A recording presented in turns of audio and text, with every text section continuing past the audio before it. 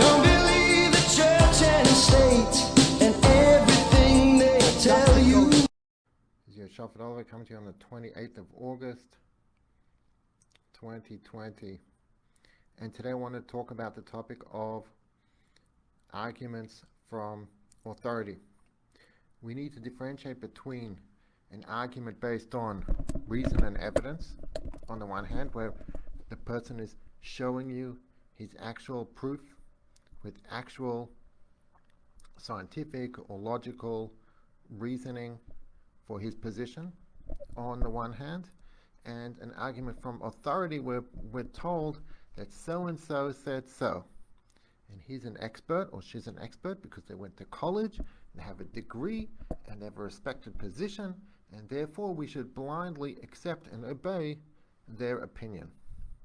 We should always be on the lookout for someone who is telling us that we need to do something based on an argument from authority, but presenting it as if it's an argument based on reason and evidence.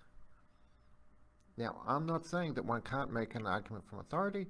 What I'm saying is be upfront about it. Don't present an argument from authority as if it's based on your own assessment, based on reason and evidence. When it comes to COVID, we are being told that we have to drastically change our lives based on arguments from authority. Neil Ferguson, the Imperial College of London, said we have to shut down the world. We will obey. Shut down the world. Were his arguments studied independently? Were his algorithms examined independently? No, we just accept his word about the most dramatic decision perhaps in all of history.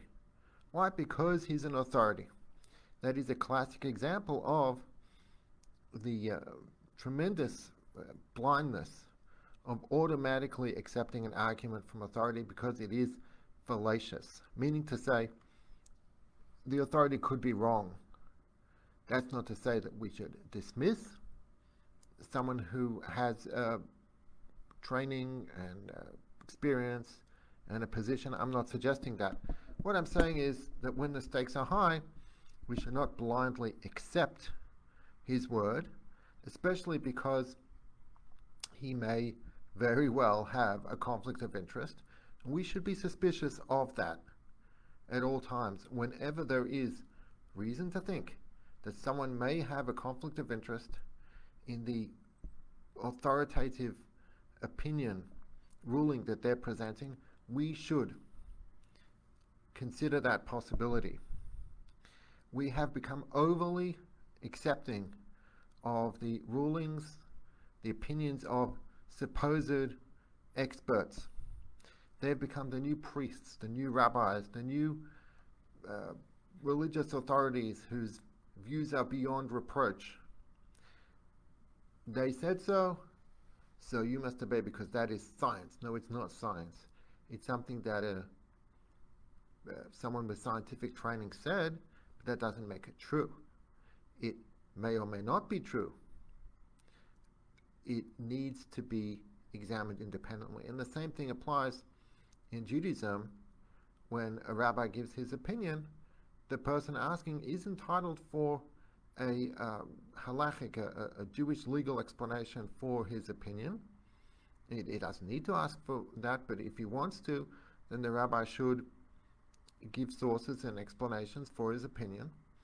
And so too, when there's a lot at stake, especially those who are on the receiving end of these opinions, of these authoritative statements, should demand an explanation, a detailed threat assessment for the opinions that are being told to them by these supposed authorities. And it's also not enough to say that a majority opinion of people in this field think such and such, because they could also be having a conflict of interest. There could be groupthink.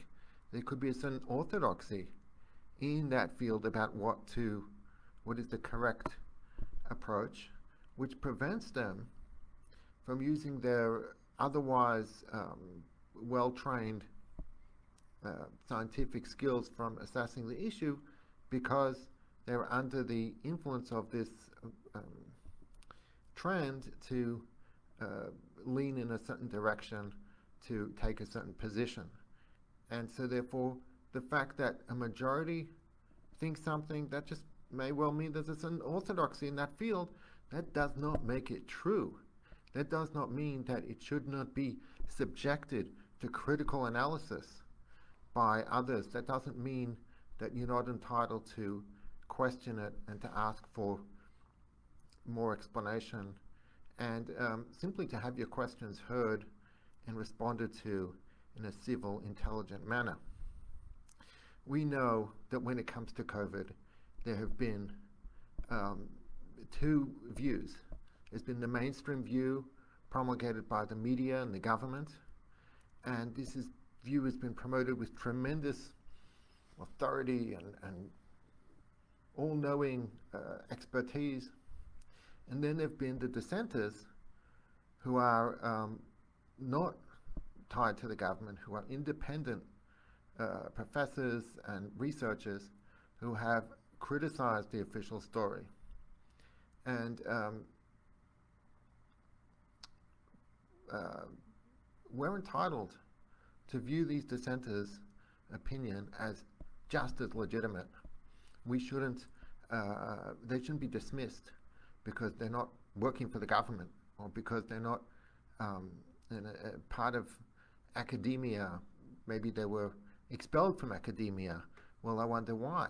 Because they dissented from positions that academia takes because of the corrupt influences in academia. We need to understand that supposed experts can be bought. They can be bribed. This is not a matter of speculation. This is being reported in the media all the time, that experts have been bribed to take positions on various medical and scientific issues. This should not be news to anyone. And if you have reason to suspect someone, you should be entitled of having this conflict of interest. You should be entitled to ask for solid sources for his view, and